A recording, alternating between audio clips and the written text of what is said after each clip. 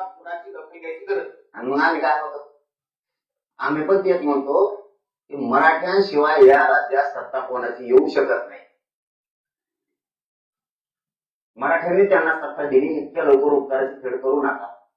आणि तुम्ही जर मराठ्याचा अपमान करीत असली, कोणाची दखल घ्यायची गरज नाही, म्हणजे आंदोलनाची मराठ्याची दखल घ्यायची गरज नाही, तर तुमच्यावर शंका उपस्थित होईल. शेवटचं सांगतो, त्या हिंगोली शहरातून निलेश राणे साहेब, तुम्हाला सांगतो, तुमच्या भावाला याचा नीट सांगा, नाही तर मी असला धुईन त्याला.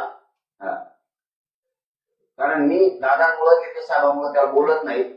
त्याला आता शेवटचं सांगतो, तेव्हा जरा मराठ्याचा अपमान करायला लागला ना, मराठ्याच्या आंदोलनाची दखल घेत नाही. नितेश राणे साहेब, निलेश साहेब तुम्हाला पुन्हा एकदा सांगतो, त्या तुमच्या त्या लहान्या पोराला सांगा नीट, नसता मी असा धुईन, तोंड दाखवलं जागा नीट होणार. म्हणून निलेश साहेबाला पुन्हा पुन्हा सांगतो, त्याला दापा.